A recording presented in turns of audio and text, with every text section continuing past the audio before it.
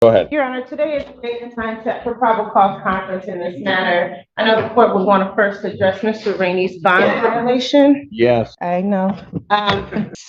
Your Honor, Mr. Rainey was released from custody. I don't have the date in front of me. However, upon his release, Your Honor, He left the state. he did. He left the state of Michigan and he went to Indiana.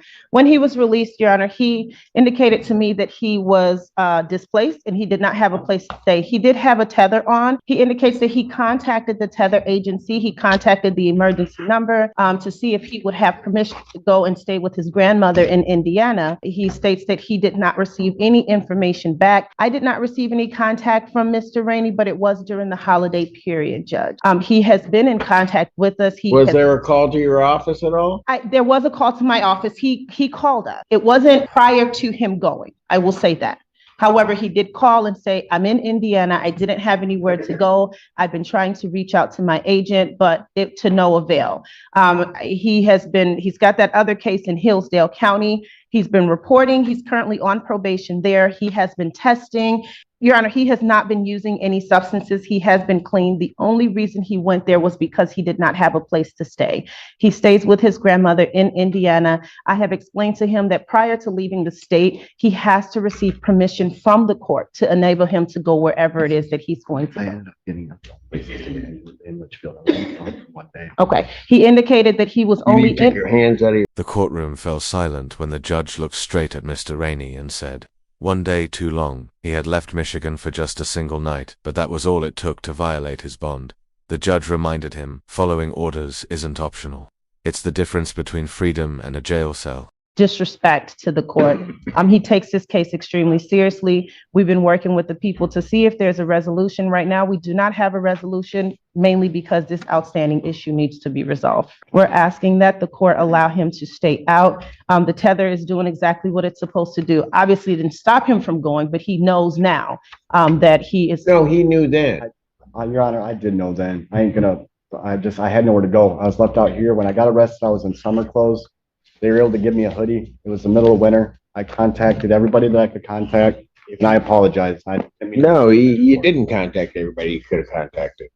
And you didn't get a response. Any response from the people? The concerns of the people are just, I think the court recalls when we were here last time, the defendant was able to secure a PR bond after having been spent 7 months in Hillsdale, coming back here. So when he was gone, he wasn't gone somewhere else. He was in Hillsdale. But the concern is still that there was a failure to appear, I believe, at some point during the case. That may not be accurate. I apologize if it's not. But the issue is he's on bond for a CCW at the time of this possession case. He leaves the state. And I don't know if he's been testing. I don't have that information. I don't have anything to say he's not. I just don't have any information he has been testing. And there are, clearly had the ability to get all the way to Indiana. So I'm not sure why there wasn't some sort of communication with his attorney or something else to make sure that he was going to file the bond conditions that were set by this court. And Your Honor, if I may, just very briefly, he indicates to me that he has been testing. He's been testing in Hillsdale. He's on probation out there. His attorney in Hillsdale, he states that she forwarded the testing results to Community Corrections. I don't have a copy of that. I can absolutely reach out to them and see if I can get that. But Judge, we're really asking that the court give him another opportunity. He's been in custody for 7 months, in and out of Hillsdale. I mean, between here and Hillsdale. And he just needs to follow the court's orders. It's really simple. Anything else? Like I said, I got a place here. Nothing else, Your Honor. He just wants the court to know that he does have housing in Michigan now. Probable cause conference will be adjourned to January 16, 2025, 9 a.m. This time, the defendants remanded on the warrant. Community Corrections for violation of his bond. Thank you, Your Honor. Case People versus Desiree Badnovich. Yep, right here. Okay. Hello. Rob Jacob on behalf of Mr. Bogdanovich.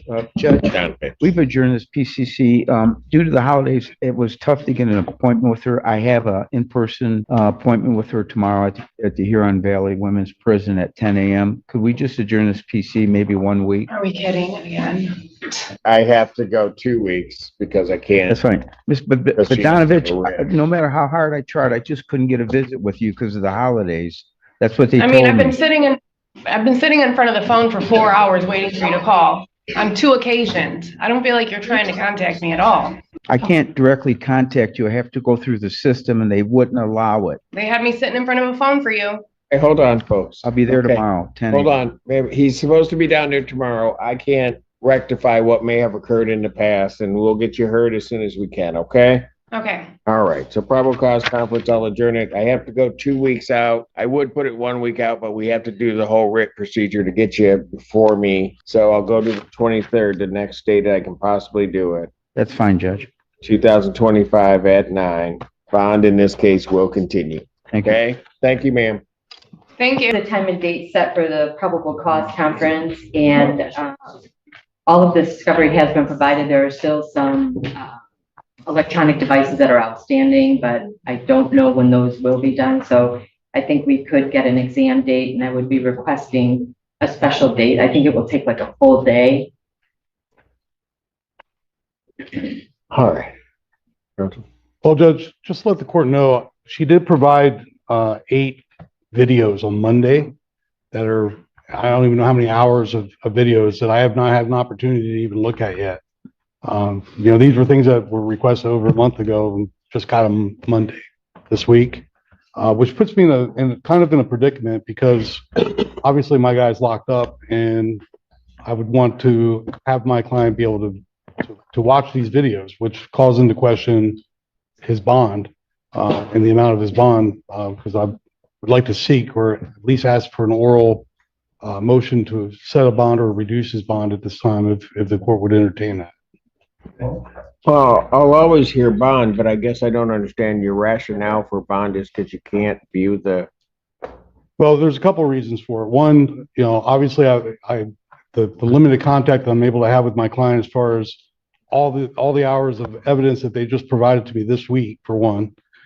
2, when he initially was in his preliminary presentation, there was not an assessment that was done whatsoever for the bond. He had an attorney there, but according to my client, the attorney really didn't say anything on his behalf, and the $3 million bond was put into place. And at that point, none of All right, counsel, if you want to argue that he didn't have an adequate opportunity to argue bond, I think each time you've been here, that issue has been brought up. never. But if you, okay, then fine. You want to file a written motion? File a written motion. We'll give you a special time. I'll give you all the time in the world. I'll hear your bond motion. How long will it take you to do the motion? I could have it this week, Your Honor.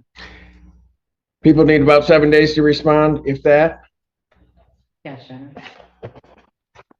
But the only thing I'm out of the country from the 21st to the 28th of January.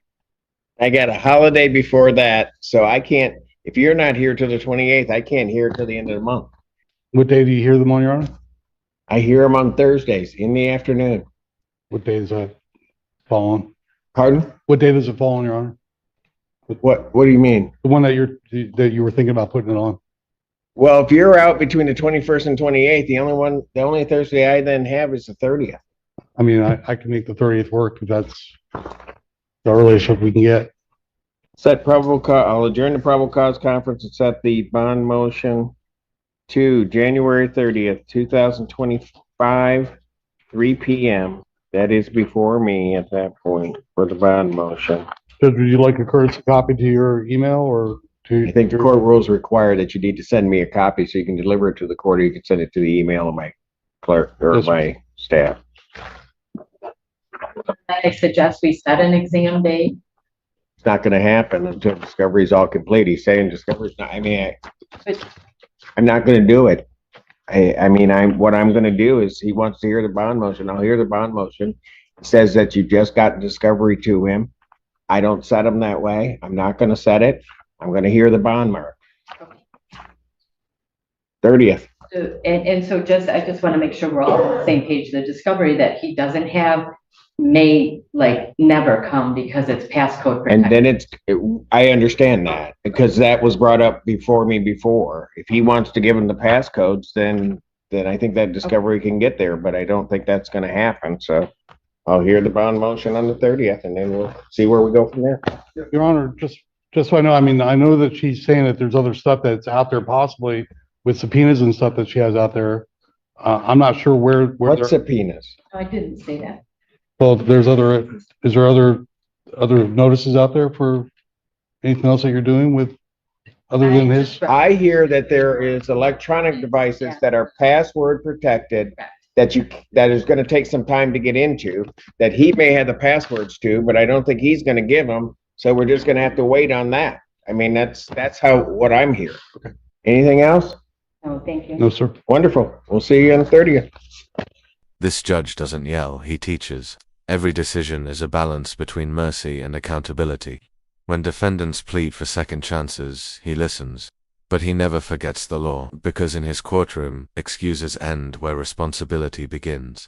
The judge leaned forward as lawyers debated locked phones and missing passwords. In today's courtroom, justice isn't just about witnesses, it's about data. And when evidence hides behind a passcode, even the truth can get delayed.